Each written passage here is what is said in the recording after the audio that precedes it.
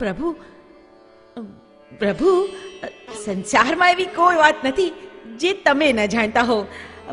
હું એમ નથી કહેતી કે તમને કંઈ યાદ નહીં હોય, છતાં પણ આપણી તરફથી કહી દેવું સારું ને. પ્રભુ આજે સોમવાર છે ને, બસ એક નાનકડી વિનંતી છે મારા તરફથી.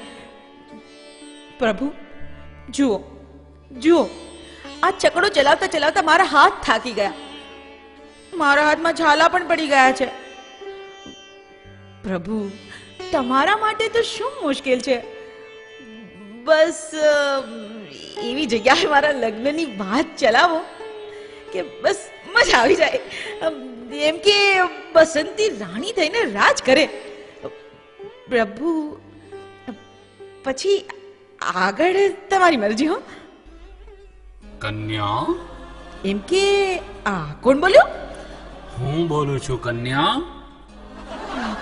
તમે? ચમત્કાર! કન્યા, મેં તારા માટે વર શોધી લીધો છે. એક જ સોમવારમાં? પ્રભુ, એમ તો તમે વિચાર્યું છે તો બરાબર જ વિચાર્યું હશે. છતાં પણ જો નામ કહી દો તો વાંધો નહીં, બીજા સોમવારે કહેજો. મને પણ કન્યા, એનું નામ વીરુ છે. જીરુ? જીરુ નહીં ડોબી, વીરુ. વીરુ? પ્રભુ, આ મારી જિંદગીનો સવાલ છે. મને કોઈ ઉતાવળ નથી. ભલે ને 7-8 સોમવાર વધારે થાય, પણ વીરુ દેખાવમાં તો ઠીક છે, પણ ચાલો હોશિયારી બહુ બતાવે છે. ચૂપ થા કન્યા. શિવ શિવ શિવ શિવ શિવ. પ્રભુ, વધારે વાત કરવાની તો મને આદત નથી, પણ ઠીક છે, જેવી તમારી આજ્ઞા. જો મારી આજ્ઞાનું પાલન નથી કર્યું તો આખી જિંદગી એક જ રિક્ષા ચલાવ્યા કરીશ, એટલે કે એક જ છકડો ચલાવ્યા કરીશ. શું? એટલે જા, મારી આજ્ઞા છે કે માસી પાસે જા અને ખુલ્લા શબ્દોમાં કહી દે કે મારે વીરુને જ પતિ બનાવવો પડશે. એનું માન સન્માન જ મારો ધર્મ છે, એના ચરણોમાં જ મારો સ્વર્ગ છે. અને જો તું એને નારાજ કરીશ તો હું નારાજ થઈશ, અને એને ખુશ કરીશ તો હું પણ ખુશ થઈશ. એમ? બસંતી,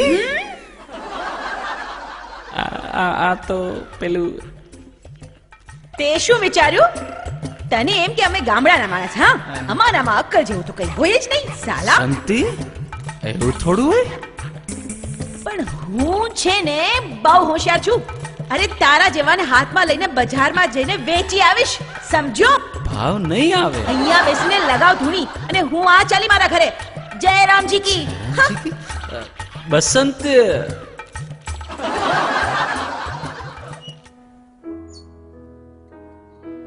જય, આજે મેં કંઈક વિચાર્યું છે. હા, માણસે એ પણ કામ કરવું જોઈએ. પણ દોસ્ત, મેં આજે એક મોટો નિર્ણય લીધો છે. હું કહું તારો મોટો નિર્ણય શું છે? તો બસંતે સાથે લગ્ન કરવા માંગસ? વાહ દોસ્ત વાહ, તું જ મારો સાચો મિત્ર છે. એક દોસ્ત જ દોસ્તની વાત સમજી શકે. દોસ્ત, યસ. આ મિત્ર એ પણ જાણે છે આ વર્ષમાં લગ્નનો તારો 8મો નિર્ણય છે. છે, આ ફાઇનલ નિર્ણય છે.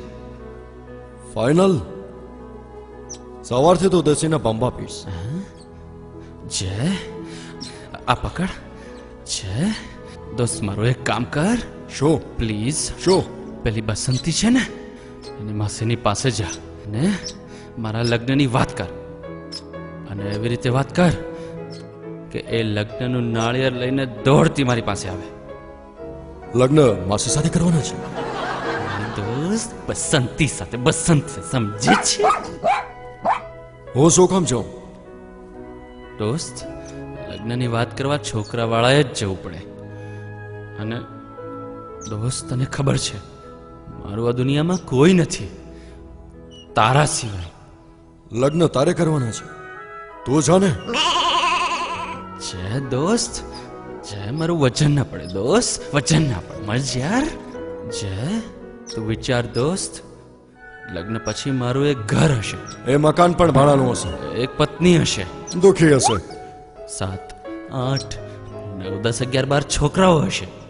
શેરીમાં નાગા રખડતા હશે. આ જય ચડ્ડી પહેરતા હશે. અને જય, કાકા મામા કહીને તો તને જ બોલાવશે ને? હે? 7, 8, 9, 10, 11, 12 છોકરાઓ તારા ખોળામાં બેઠશે, તારું પેન્ટ બગાડશે, તારા ખંભા પર બેસીને તારા વાળ ખેંચશે પ્રેમથી. છે પ્રેમથી. હે? સમજે છે ને? અને કાકા મામા કહીને તોતરી તોતરી ભાષામાં તારી પાસે આવીને તને કહેશે ને, કાકા મને વાર્તા સંભળાવો ને, વાર્તા સંભળાવો ને. હે જય, કામ કરીશ ને મારું આજે? તારી 7 પેઢી વ્યસની છે અને તારી આવનાર પેઢી પણ વ્યસની જ થવાની છે. આમાં શું તારા લગ્નની માસી પાસે વાત કરું? તારા લગ્ન પછી તારા વાંદરા જેવા છોકરાઓને સંભાળવાની મને નોકરી મળશે. જય સમજો હવે, સમજો હવે. જય તું મારો દોસ્ત નથી રહ્યો હવે. તને ખબર છે જય, આ દુનિયામાં મારું કોઈ નથી, એટલે તું હવે નખરા કરે છે જય. જય આજે મારી માં હોત ને, માં, જય આજે મારી માં હોત ને તો એણે મારા લગ્ન બસંતી સાથે કરાવી દીધા હોત, મારા નાના નાના બચ્ચા હોત. જય આજે મારો બાપ જીવતો હોત ને તો બેન્ડ બાજા સાથે મારા લગ્ન કરાવે, અને એ પણ લગ્નમાં ટન થઈને નાચતો હોત.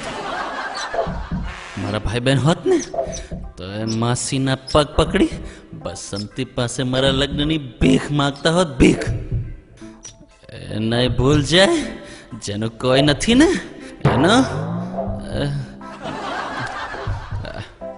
એનો ભગવાન હોય છે. હે ભગવાન, તું હવે ભાઈબંધ નથી રહ્યો છે. તું નથી ઈચ્છતો કે હું મારા બધા જ ખરાબ ધંધા બંધ કરી દઉં? તું નથી ઈચ્છતો કે સારો માણસ બની જાઉં? જય મેં તને શું માન્યો તો ને તું શું નીકળ્યો? જય શું નીકળ્યો તું?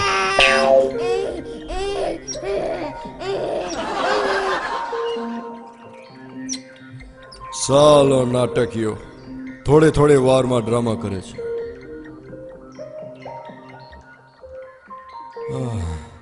બસ બસ બસ, બહુ થઈ ગયું.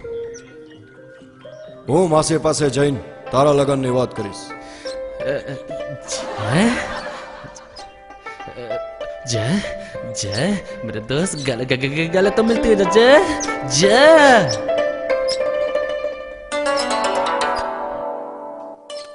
દીકરા, આ જમાનામાં જુવાન દીકરી એટલે સાપનો ભારો બરાબર છે.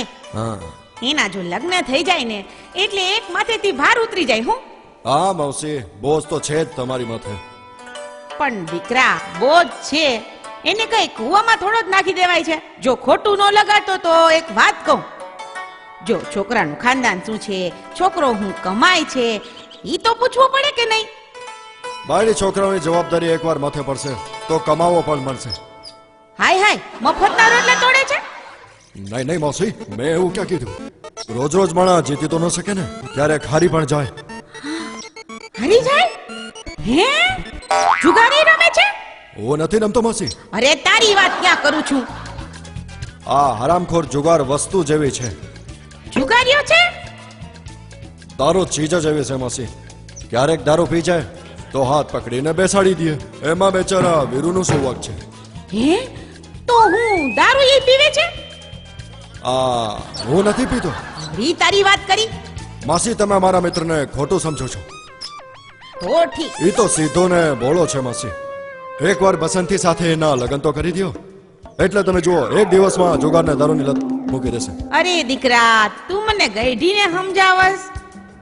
હે, આ જુગાર ને દારૂની આદત કઈ હારી છે? કોઈને છૂટી છે કે એનાથી છૂટશે? હે, અરે માસી, તમે મારા વીરુને ઓળખતા નથી. એકવાર વિશ્વાસ કરો, તમે એને સમજતા નથી. કોણ? જીરુ? ના ના માસી, વીરુ. હા, ધીરુ? વીરુ વીરુ